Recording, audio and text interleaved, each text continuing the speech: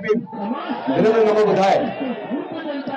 साथियों, आखिर ये भरोसा, ये विश्वास मोदी जी में और बीजेपी के नेताओं में कहां से आता है कि वो कहते हैं अब की बार 300 पार तो 300 पार आ जाती है, और इस बार कह रहे हैं अब की बार 400 पार। तो ये कहने का भरोसा उनमें आता कहां से है?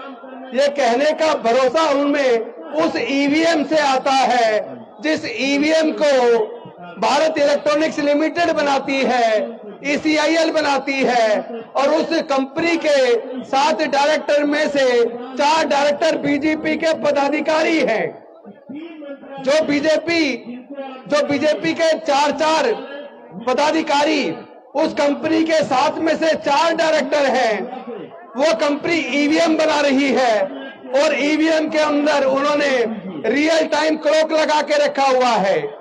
और ये जो 4 टेक्निकल एक्सपर्ट कमेटी के सदस्य हैं, जो IIT के प्रोफेसर्स हैं, वो लोग जो इस सॉफ्टवेयर को बनाते हैं, जो माइक्रो कंट्रोलर चिप जिसके अंदर ये सॉफ्टवेयर की सारी सिस्टम लगाया जाता है, उसी के अंदर प्रोग्रामिंग करते वक्त ये प्रोग्राम फिक्स कर दिया जाता है कि फलानी तारीख को फला टाइम से फला टाइम के बीच जितनी भी वोट पड़ेंगी उसका 60% वोट वो बीजेपी को चला जाएगा। तो फिर आप जितनी मर्जी वोट बीजेपी को हराने के लिए देते रहिए।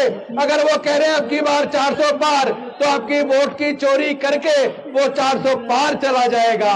लेकिन इस बार भारत के लोग, डॉक्टर बाबा साहब अम्बेडकर को मानने वाले लोग, डॉक्टर बाबा साहब अम्बेडकर की कुर्बानी को बेकार नहीं जाने देंगे, क्योंकि ये वोट का अधिकार इतने आसानी से नहीं मिला है। जब इस संविधान सभा के अंदर इस बात पे चर्चा शुरू हुई, अंग्रेज जानने वाले हैं, हमें अपनी सरकार चुननी है, वोट का अधिकार किसको मिलना चाहिए, तो संविधान सभा के ज्यादातर सदस्य वोट का अधिकार केवल ग्रेजुएट को, इनकम टैक्स पेई को और बड़े बड़े जमींदारों को देना चाहते थे। लेकिन डॉक्टर बाबा साहब अम्बेडकर जी ने सोचा, इस मनुस्मृति की वजह से जो धार्मिक बंदिश थी, हमारे लोगों को पढ़ने का अधिकार नहीं था, तो हमारे लोग ग्रेजुएट नहीं बन पाए।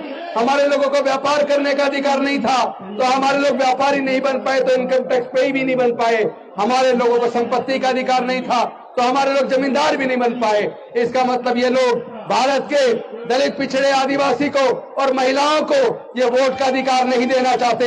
लेकिन डॉक्टर बाबा साहेब अम्बेडकर संविधान सभा के सामने अड़ गए, और इस बात को उन्होंने पूरे संविधान सभा को मानने के लिए मजबूर कर दिया कि भारत में रहने वाले सभी लोगों को, अमीर हो या गरीब हो, स्त्री हो या पुरुष हो, पढ़ा लिखा हो या अनपढ़ हो, सबको एक वोट का अधिकार मिलेगा। वन वोट वन वैल्यू, यानी आपका एक वोट होगा और सबकी वोट की कीमत बराबर होगी। लेकिन ये जो ईवीएम के माध्यम से हमारी वोट की चोरी हो रही है, इस तरीके से ये डॉक्टर बाबा साहब अम्बेडकर की कुर्बानी को बेकार करना चाहते हैं। इतनी आसानी से हमारे पढ़ने के रास्ते इतनी आसानी से नहीं खुले हैं। ये जो नौकरी का रास्ता मिला, तरक्की का रास्ता खोला, ये इतनी आसानी से नहीं हुआ। इसको दिलाने के लिए डॉक्टर बाबा साहब अम्बेडकर जी ने अपने 5 में से 4 बच्चे गंवा दिए, अपनी जवान पत्नी माता रमाबाई को गंवा दिया। तो हमारा सब कुछ इन्होंने जो लूटा है, ये अब चूंकि बाबा साहब ने जो रास्ता खोला था, इन्होंने शिक्षा को महंगा करके वो रास्ता बंद कर दिया, और सब कुछ प्राइवेटाइज करके नौकरी का बस रास्ता बंद कर दिया, ठेकेदारी पर फैला दी, और अब ईवीएम के माध्यम से हमारी वोट की ये चोरी करते हैं। मैं वामन मिश्राम जी का धन्यवाद करता हूं। उन्होंने सबसे पहले ईवीएम के खिलाफ बैलेट पेपर वापस लाने का जो आंदोलन शुरू किया था, वो आंदोलन अब सफलता की तरफ बढ़ चला है। हम ना झुकेंगे, ना डरेंगे, ना बिकेंगे, ना डॉक्टर बाबा साहब अम्बेडकर की कुर्बानी को बेकार जाने देंगे। हर प्रकार की कुर्बानी देकर हम बैलेट पेपर वापस ला के रहेंगे। बहुत बहुत धन्यवाद। नमो बुद्धाय। जय भीम, जय भारत। बहुत बहुत धन्यवाद सर। हम